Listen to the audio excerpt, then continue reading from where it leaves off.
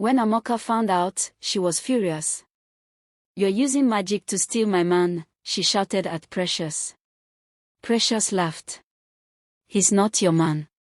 He doesn't even like you. We are just friends," she added. "We are not dating. You don't belong in this school." Amoka screamed. "You're a freak." Precious looked her in the eye. "I'm not here to impress anyone. I'm here to learn something you should try. You're the dumbest girl I've ever met." Amoka was shocked. Precious had never talked back like this before. "You'll regret this," Amoka said. "I'm not afraid of you," Precious replied calmly. "You can't scare me." Amoka walked away, speechless. That day, Precious felt proud of herself. She had stood up to her bully. But she still had many thoughts in her mind. When she got home, she went straight to her room and sat on her bed, thinking about everything that had happened.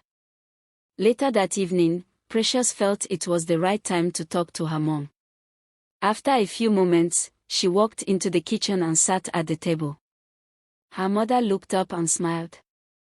"How was school today, dear?" she asked. Precious sighed. "Mom, graduation is coming soon. I've been thinking a lot about it. I want to look nice on that day, with makeup and a pretty dress. But most of all, I don't want to hide my face anymore. I'm tired of always covering it. I just want to feel normal like everyone else." Her mother's smile faded a little. "I understand how you feel, Precious, but we've talked about this before, haven't we?" "Yes, Mom," Precious said, nodding. "But I can't keep hiding forever. I want to live a normal life." Her mother gently took her hand. "You remember what the Prophet said years ago, don't you?" Precious felt a tight knot in her chest. She had always tried to forget those words. "Yes, I remember. The Prophet said the curse would only break when someone truly loves me, for who I am. But what if no one ever loves me like that? What if I stay alone forever?" Tears filled her eyes, but she tried not to cry. Her mother hugged her tightly. "Don't be sad, my child. You can't rush love. The right person will come into your life at the right time. Until then, focus on your future. You've worked so hard. Love will find you." Her mother's words brought some comfort, but Precious still felt unsure. "There's someone at school," she said quietly. "His name is Daniel. We're just friends, but he's kind to me. We talk, and he listens. Still, I know I can't let him get too close. Not with this curse." Her mother smiled warmly. "I'm glad you have a friend like Daniel. But don't worry about turning that friendship into anything more right now. Focus on yourself, Precious." "I'll try," Precious said softly. "But Amoka keeps making my life hard. She says bad things about me and Daniel. I don't even like him that way, she just wants to cause problems." Her mother gave a small laugh. "Amoka is just looking for attention in the wrong way. Don't let her bring you down. You're worth so much more than that."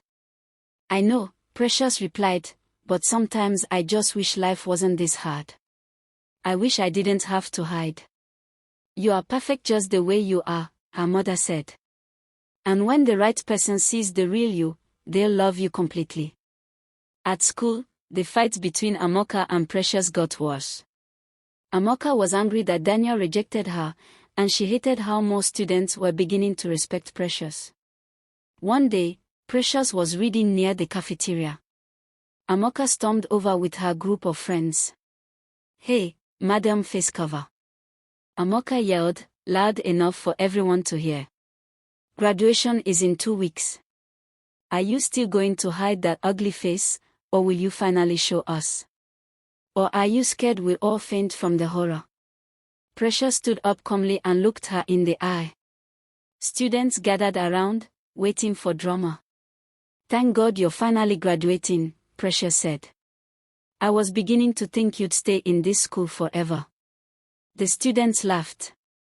Amoka's face turned red with anger. Let me guess, Precious added. You probably had to sleep with some lecturers to make it this far. It's the only reason someone like you is still here. More laughter from the crowd. Amoka froze in shock. Precious stepped closer. Don't act like you're some rich girl, Amoka. Everyone knows your parents live in a small village, struggling. Meanwhile, you pretend to be something you're not. Her friends started whispering and avoiding her gaze. Oh, and we all know your so-called big girl lifestyle is fake.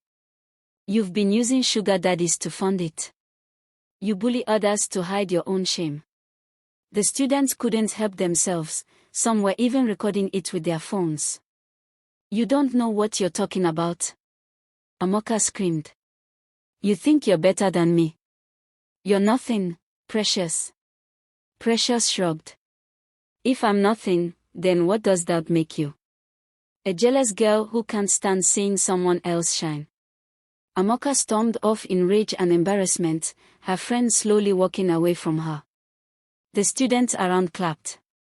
You shut her up good, someone said. That was epic, another added. Precious picked up her book and walked away, head held high. Amoka had been trying so hard to make Daniel like her.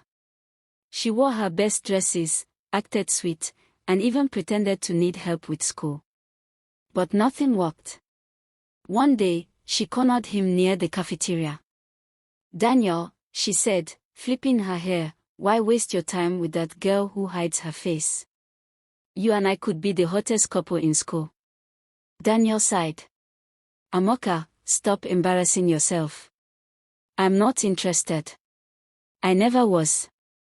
You're always chasing boys, starting drama, and thinking you're better than everyone. It's pathetic. Her mouth dropped open. She didn't know what to say. Other students nearby had heard it all. Amoka turned and stormed off in shame.